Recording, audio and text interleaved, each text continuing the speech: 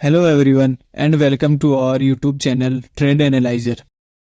इस चैनल पे हम आपको ट्रेडिंग और इन्वेस्टमेंट रिलेटेड नॉलेज प्रोवाइड करेंगे जो आपको फ्यूचर में।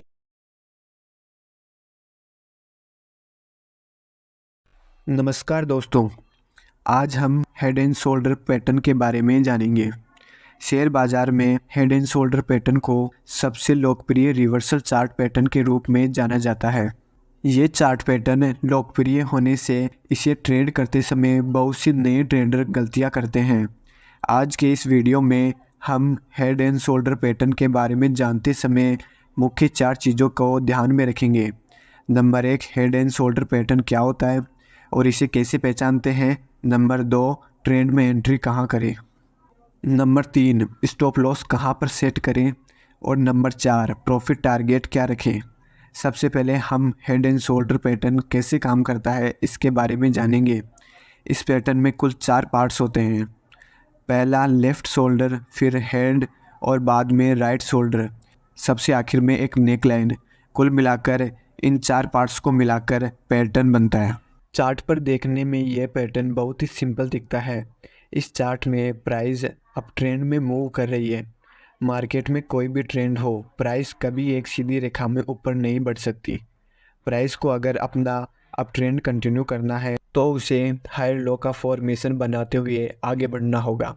यहाँ इस चार्ट में प्राइस एक अप मूव देने के बाद ऊपरी लेवल्स पर सेलर मार्केट में अपनी एंट्री बनाकर प्राइस को फिर से एक बार नीचे खींचते हैं, लेकिन सेलर्स की संख्या चार्ट पर कम होने के कारण छोटी छोटी कैंडल्स बनती है और प्राइस धीरे धीरे एक टाइट रेंज में कंसोलिडेट करते हुए नीचे आती है।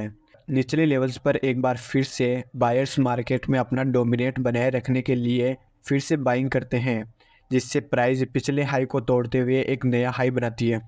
लेकिन ऊपरी लेवल से फिर से सेलिंग प्रेशर आने से प्राइस एक बार फिर से डाउन साइड मूव करती है और प्राइस अपने पुराने स्विंग लो तक वापस आने से इस लेवल पर एक सपोर्ट एरिया बनता है जिसे हम नेक लाइन कहते हैं।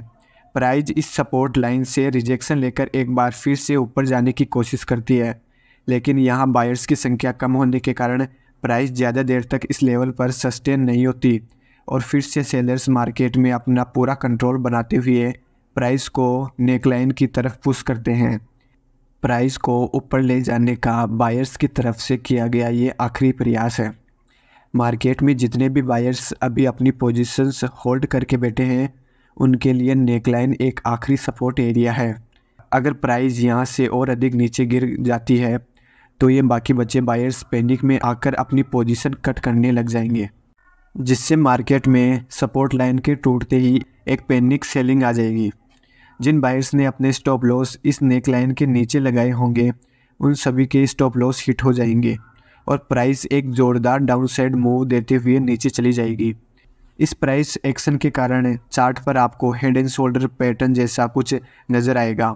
यहाँ पर प्राइस एक्शन को देखकर आपको हेड एंड शोल्डर एक परफेक्ट रिवर्सल ट्रेड सेटअप नज़र आएगा, लेकिन सभी head and shoulder pattern trend के लिए उपयुक्त नहीं हो सकते। किसी भी चार्ट पैटर्न में ट्रेंड करने से पहले मार्केट के स्ट्रक्चर को जानना बहुत ज़रूरी होता है। अगर मार्केट में एक स्ट्रॉन्ग अप ट्रेंड चल रहा है और फिर head and shoulder pattern chart पर दिखने से आप रिवर्सल ट्रेंड में एंट्री नहीं कर सकते। अगर मार्केट में स्ट्रॉन्ग अप ट्रेंड है तो प्राइस एक छोटा सा पुल बैक लेकर फिर से अपने ट्रेंड कंटिन्यू कर सकती है, जिससे आपको ट्रेंड एंट्री फेल हो सकती है और आपको लॉस का सामना करना पड़ सकता है। इसलिए हेड एंड शोल्डर पैटर्न में ट्रेंड एंट्री बनाने से पहले कुछ महत्वपूर्ण बातों का ध्यान रखना आवश्यक है। Number 1, head and shoulder pattern में अगर राइट साइड का शोल्डर हेड से बहुत बड़ा हो तो आप ऐसे समय ट्रेंड में एंट्री करने से बचें, क्योंकि यहाँ मार्केट में बायर्स फिर से अपनी स्ट्रेंथ दिखाने में कामयाब हो गए। सेलर्स अपना स्टॉप लॉस हंट होने के डर से अपनी पोजीशन से एग्जिट करने की कोशिश करने की संभावना ज़्यादा बढ़ जाती है, जिससे ये ट्रेड एंट्री फेल हो जाएगी। नंबर 2, अगर राइट साइड का शोल्डर बनने में ज़्यादा समय लगे तो ट्रेड नहीं करनी चाहिए, क्योंकि यहाँ पर प्राइस निकलने तक आने में बहुत ज़्यादा समय लगने के कारण इस बीच बहुत से सेलर्स मार्केट में अपनी पोजीशन बनाकर बैठे हैं और प्राइस जैसे ही नेक लाइन तक पहुँचती है ये सेलर अपनी पोजीशन से एग्जिट करने से मार्केट में फिर से बाइंग प्रेशर बढ़ने से प्राइस ऊपर की तरफ मूव कर सकती है, जिससे head and shoulder pattern fail हो जाएगा।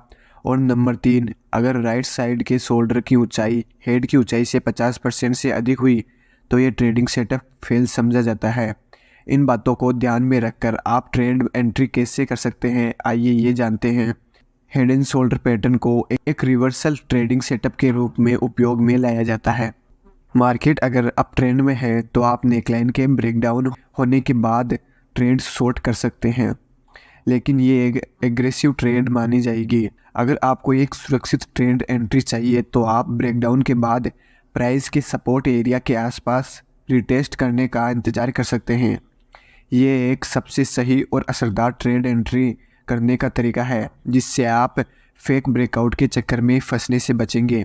लेकिन बहुत बार ब्रेकडाउन इतनी तेज़ी से होता है कि ट्रेड एंट्री करने का मौका नहीं मिलता। ऐसे समय में आपको प्राइस का पीछा करने से बचना चाहिए और प्राइस पुलबैक का इंतज़ार करना चाहिए। अगर प्राइस पुलबैक नहीं करती है तो आप इस ट्रेड में एंट्री करने का विचार दिमाग से निकाल दें।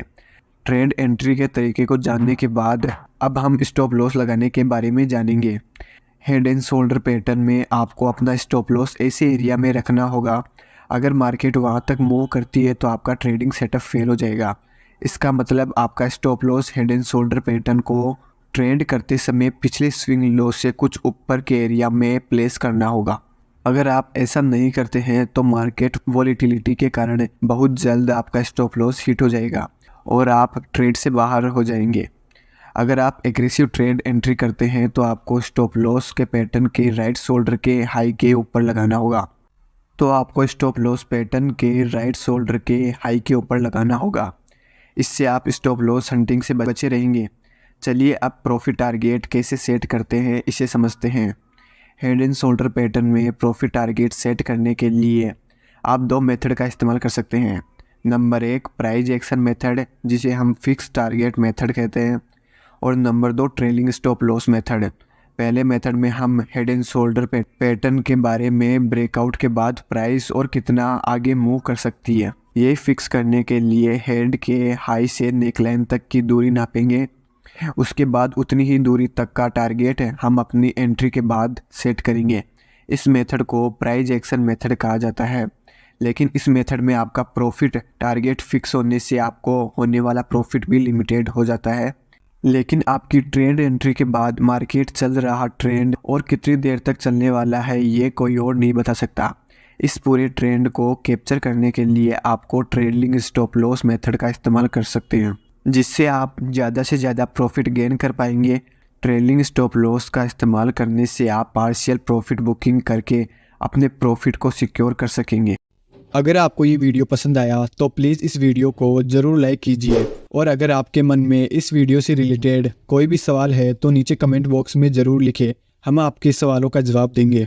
हमारा आगे आने वाला वीडियो मिस ना हो, इसके लिए हमारे चैनल को अभी सब्सक्राइब करें और बेल आइकन को प्रेस करना ना भूलें।